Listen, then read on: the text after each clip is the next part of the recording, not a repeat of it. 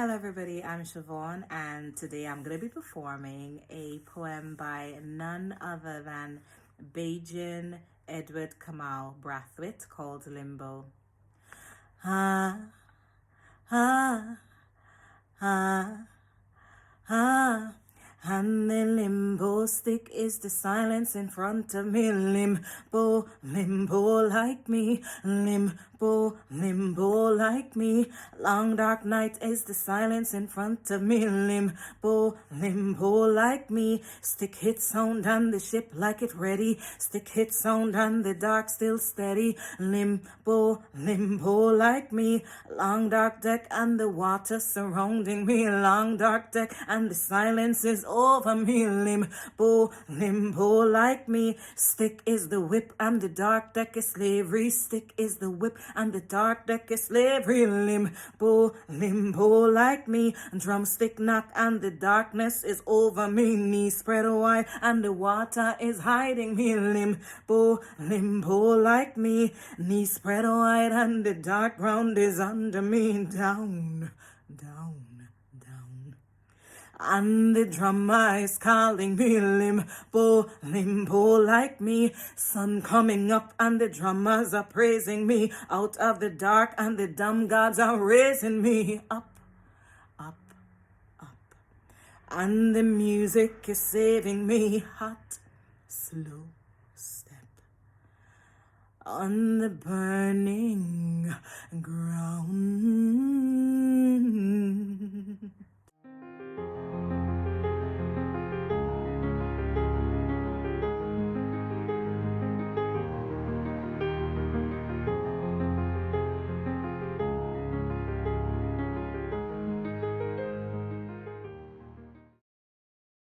The Tongue and I by Stephanie Bowery. This poem was written because of Philip Moore's art exhibition held in the New Amsterdam Town Hall in 1990. Now, Philip was a mystical artist, and because all of us are not mystically endowed, it took some of us a long time before we could understand. Well, I wrote this poem because the mayor challenged me to put the thoughts of the people who were long in understanding to pen. I did this. We left our homes, the tongue and I, high-spirited, light-footed, expectations running high. We left our homes, the tongue and I, and the kindly sun took us to the hall of the tongue. We climbed the stairs, the tongue and I, eager, excited, expectations soaring high. We skipped the stairs, the tongue and I, expectations soaring high, high, high. Higher than the stairway broad and its freshly painted wall. Higher than the decor of the tongue's generous hall. Higher than the music, soft, elite, proud. Higher than the banners shouting, Philip Moore, out loud. We walked the hall, the tongue and I, a dancing, a laughing, a viewing each painting, mounted proud and high. We walked the hall, up, down, and bewilderment dabbed on every face a frown. For our brains could not interpret, and our eyes could not define the madness bold on canvas, done with painstaking line. And yet we walked up, down, powerless to leave the hall of the tongue. For the spirits of the pieces held our spirits, held us tight, and gave us to sip from the artist's magic dip. Then life filled every painting, and sense took every line, and understanding dawned on me and the tongue. And we saw, oh, humanity, making ladders of humanity, stepping on brother, on head, on shoulder, mashing up one another in the congested city. Oh, brothers, step free. And we heard the soft communing of forefathers and the whispering of all things dead and all things living. We are brethren. We are brethren. Oh, brother, are you listening? And we heard, oh, drumming of the African drummers drumming. And we saw the music bouncing sweetly off the skins and circling, earth and the sea and sky not ceasing, thoughts emitting, thoughts attracting, creatures great and small are calling. And the language drums were speaking was the language of each being. And the message drums were sending was that all things are united, man and ocean, leaf and land, bird and beast and stone and sand. We left the hall, the tongue and I, revering the paintings, mounted proud and high. We left the hall, the tongue and I, when the sun had gone long from the sky.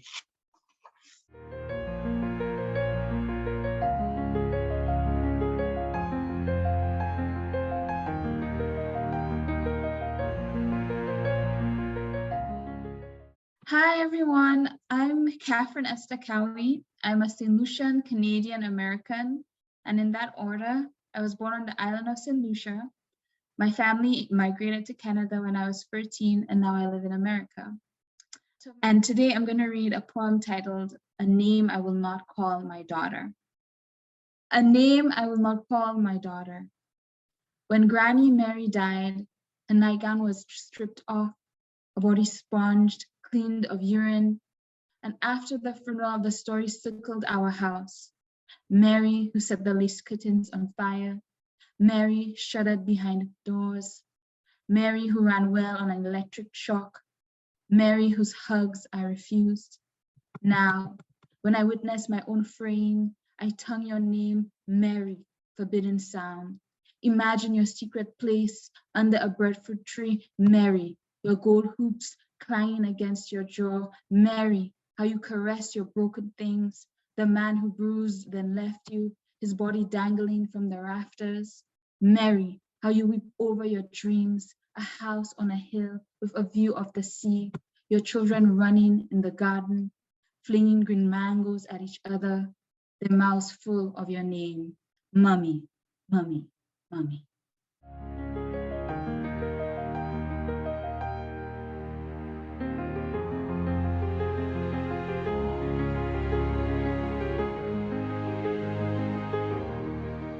At Enterprise on the East Coast, a woman was cooking roti. We call it belaying roti, making the dough.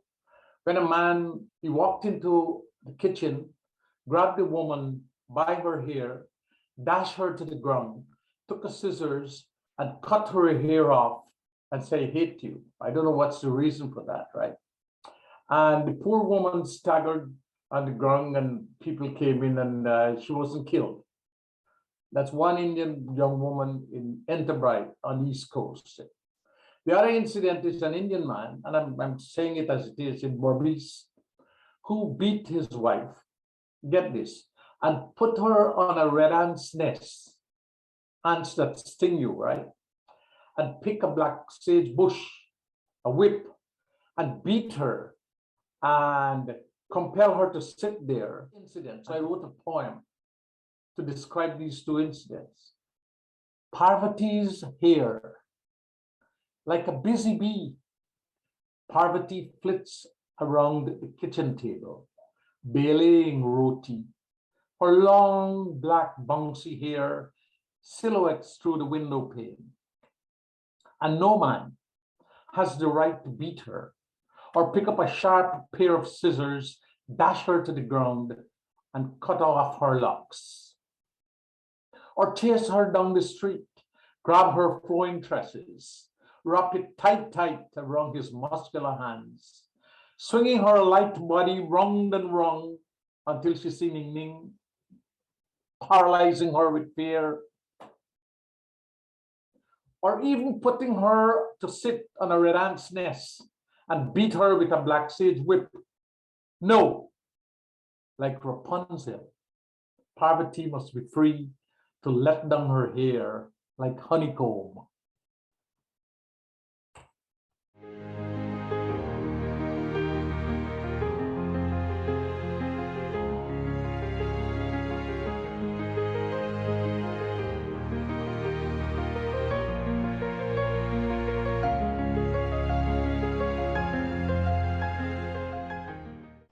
This poem is entitled simply Trees.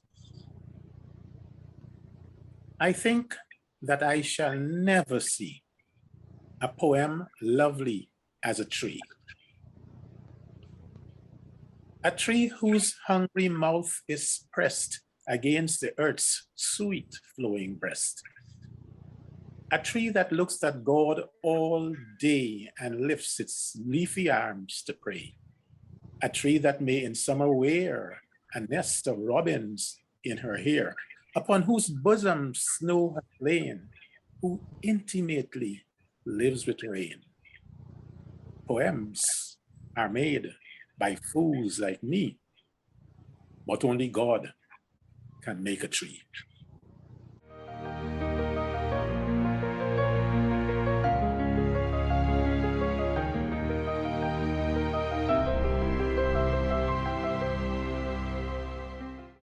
This poem, titled Belmont Portfolio, is dedicated to the Trinidadian novelist Loveless. And the poem came out of my visit to Trinidad in 2019 for Carifesta. And I was staying in Belmont, Pelham Road, and we'd walk every day from Belmont into the savannah, which is not very far. And I took photographs. And out of those photographs, I wrote what's called an ekphrastic poem. I wrote poems to go with the photographs I took. So I'm going to read a few sections, not the whole poem, of course, it's a long poem. I'm going to read a few sections from the poem titled Belmont Portfolio. I'm going to start with the prologue, and the prologue actually has a title, Belmont Window Saturday. Some girl you never spoke with, some girl who walked on the other side of your road, some girl you looked out for from your blue window, lived in a house like this, behind hedges of croton and hibiscus, behind a wall with a gate and a mailbox on it, behind bay windows and a red veranda. Maybe she was as shy as you. Maybe she watched you between her curtains. Maybe she wrote your initials on page 67 of her green maths book. When you met her in New York years later, with your schoolmate, her husband, you could not get past island gossip and the vacuous opinions to ask about her house and the sacred memories you had scrawled on its cream facade. It's gold green. Who will come to the red gate with a red mail tin box, its pillars topped with red pyramids? Who will walk past the yellow hydrant and stare through the closed gate at the thick variety of garden, wrought iron barricade round the veranda? Who will see the green banana leaf peering over the gray wall for who might come through the red gate on Pelham Street? Somewhere in Belmont yesterday. Maybe epiphany, maybe. Not what was or will be, but what is, right there in your eye. Angel wings, diaphanous, earth corrugated, some annunciation, some mass revelation, rudder minshawl creation incarnating high art across the galvanized, to raise up some good-looking seraphim from the corner of Belmont Circular, to cross the savannah in the Ricochet and Dingolay, to ascend for a moment on grand stage from troubled, narrow lanes of the fallen. Belmont Circular vernacular. They don't believe anymore. They have abandoned joy in the dancing line, the amazing image, teasing metaphor, workshop camaraderie, shavings off the chisel, jam sessions in a small band room, smell of wet canvas, actors and dancers all over each other. Gone busy in the world and trying to catch their big names, no change to spare, time somehow impossible, become strangers to kindness, generosity, thankfulness, foreigners to their first neighborhoods, the city's first pleasant suburbs, blue street signs, winding alleys, intricate fretwork designs over open verandas, tin mailboxes on gates or walls, prayer flags in the gardens, multicolored galvanized barricades. Now the houses age like lonely parents, rusting roofs, broken jalousies, walls cracked like an earthquake pass, next to younger nondescript blocks of concrete apartments, groceries, restaurants, fortified with burglar bars and their forbidding character. But it's the same everywhere in these islands, pushed down with debt, despair, and indifference, divided among parties of pride. The streets, suburbs, cities lose their joy like artists fixed on billboards, like critical hands of writers, like vain coteries of painters. Do they forget the first loves, strolling from the first red gates near the yellow hydrants, the first pan run somewhere on Jerningham Street, young Shadow and Rudder with their first lyrics down a Belmont Lane, forgotten the innocent vows in the old stone church, the first drums of the first Africans in Freetown? I suppose. But walking with my visitors' apprehensions past this worn house, its satellite dish, its cracked wall, I raise my eyes to the spire tip of Margaret of Antioch Anglican. And from a room in the house, listen, a girl with a nice voice, singing with Kester Band. If you're coming down from the mountain, oh God, oh, when the rhythm beat is in town, see me jumping on the savannah grass, the savannah grass. And the joy that is, the sacramental grace that always is, lifts the house of I to embrace with surging heart Belmont's circular vernacular. And the final section, Belmont Gothic, Thursday. And I have 2 lines from Shadow as an epigraph to this section. If your clothes tear up and your shoes mash up, you could still dingole. And the other line from Shadow, I came down to the city like a walking symphony. I love Shadow and those great lines. Weeks toppling over Thursdays so fast. It's like the days shorten and will soon be time to go, to leave, to kiss the last kiss, squeeze the last squeeze, prance the last dingole, return like a stranger to the promised land. In this October, your birth and death month, I YouTube your classic Gothic Dr. Shadow, Belmont boy, raised with peas in Tobago, griot wailing from the savannah, wailing down tracks of your desperate notes, elemental, existential, excavating, despairing desires, what's wrong with me, of hungering, keening scales of the bass melody. You rode like a midnight robber, watching for something in the naked eyes of revelers, in the stripped eyes of lovers, in the wine of singers, dancers, and flag woman, in the fretwork of the tenor pan, in the tired eyes of the old brigade, in the mirror, watching for something for God, really. How else you explain that perpetual empty space out of which you hopped, standing in the same place, pulling from your guts the plaintive chords of those lost to themselves in the hell of poverty? So we learned, Dr. Bailey, Gothic Shadow, how to put this story. Hear in your ear a prancing line, chant extension of syllables through waving melody, phrase in the cave of your palate surprising phrases, straight from the yard behind the galvanized. You don't need a bulldozer to become a composer. Ricochet and dingole and wave it down in the common life you come from. Belmont, Laventille, Charlotte Street, Tobago.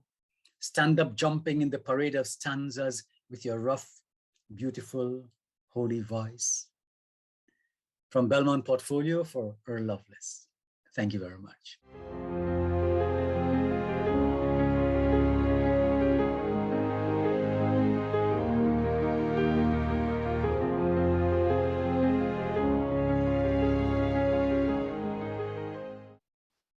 My son returned late.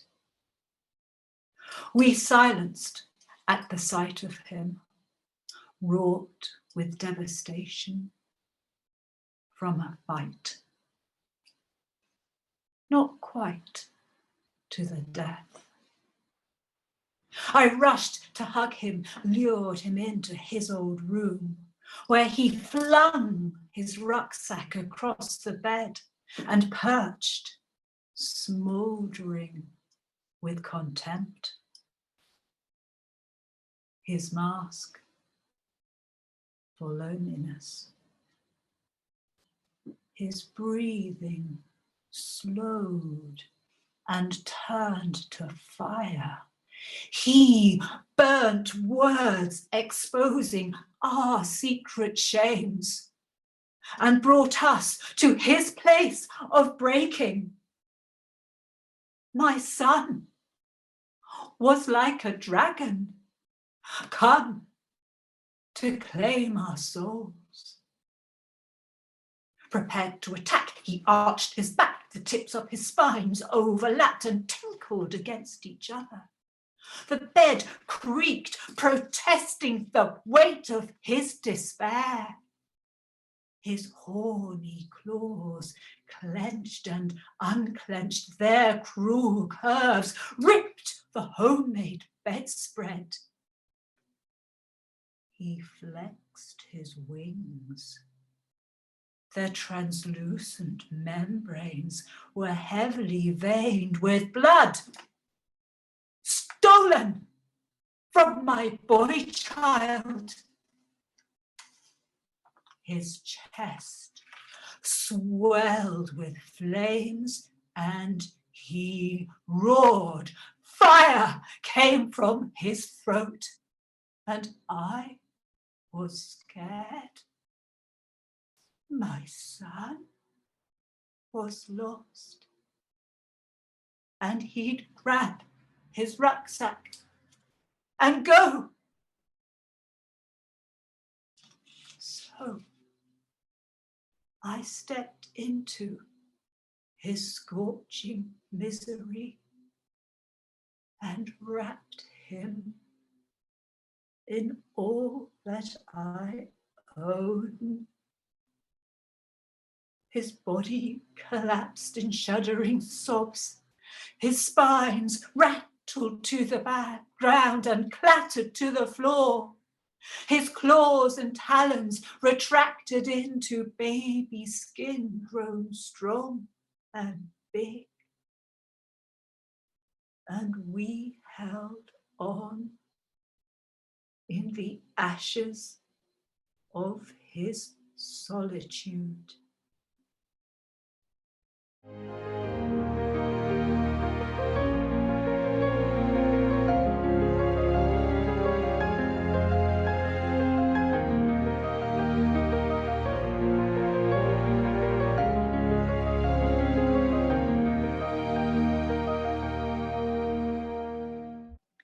Hi, my name is Celia Sorrento from the Caribbean island of Dominica. In these times, I think we all question whether poetry can change the world or whether poetry is of any relevance. And I haven't come to any conclusions, but all I know is I have a list of poems that are a source of comfort to me. And this one is one of them. And it's a poem called In a Dark Time by Theodore Roethke. In a dark time. In a dark time, the eye begins to see. I meet my shadow in the deepening shade. I hear my echo in the echoing wood. a lord of nature weeping to a tree. I live between the heron and the wren, beast of the hill and serpents of the den.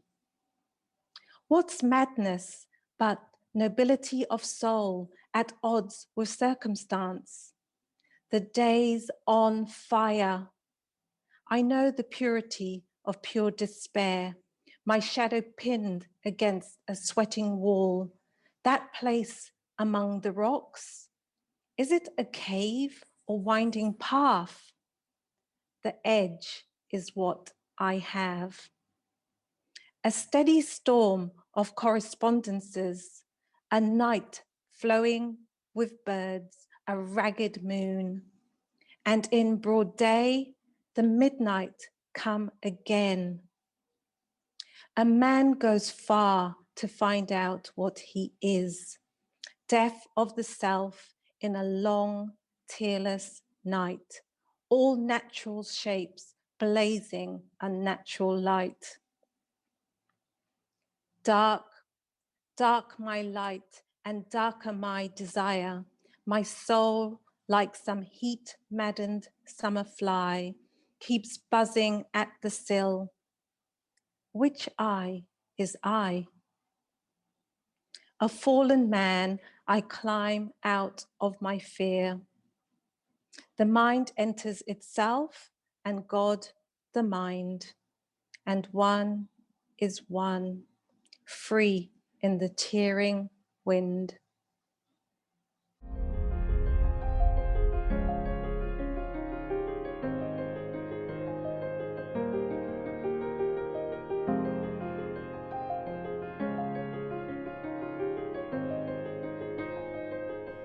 Earth by Derek Walcott. Let the day grow on you upward through your feet, the vegetal knuckles, to your knees of stone, until by evening you are a black tree. Feel. With evening, the swift thicken your hair, the new moon rising out of your forehead, and the moonlit veins of silver running from your armpits like rivulets under white leaves. Sleep as ants cross over your eyelids. You have never possessed anything as deeply as this. This is all you have owned, from the first outcry through forever. You can never be dispossessed.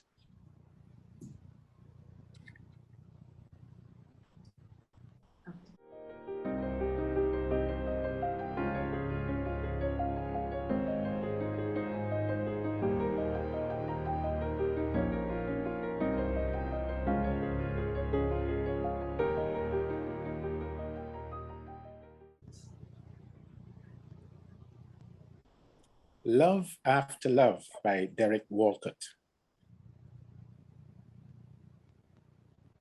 The time will come when, with elation, you will greet yourself arriving at your own door, in your own mirror, and each will smile at the other's welcome and say, sit here, eat. You will love again the stranger who was yourself. Give wine, give bread, give back your heart to itself, to the stranger who has loved you all your life, whom you ignored for another, who knows you by heart. Take down the love letters on the bookshelf, the photographs, the desperate notes. Peel your own images from the mirror. Sit, feast on your life.